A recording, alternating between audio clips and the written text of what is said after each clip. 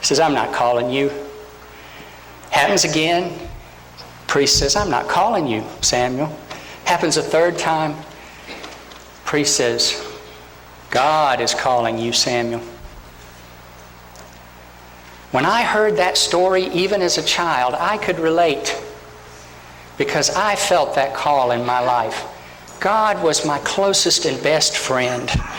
My relationship with God, even as a child, I was a weird kid, I was, even as a little guy, meant more to me than anything else in this world.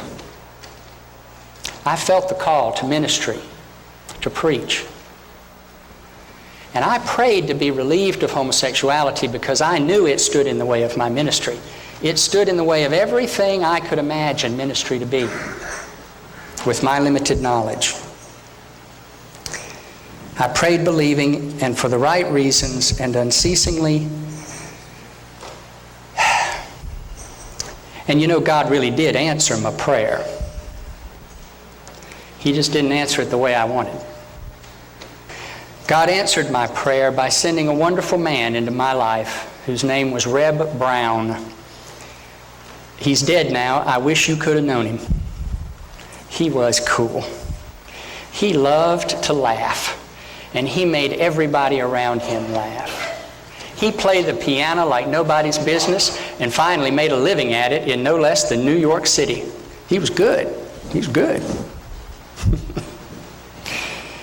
He was strong. Strong. He had the kindest eyes you could ever imagine. He could fix things that I would have thrown away. He raised houseplants that looked like they came out of a greenhouse. Why am I telling you all of that?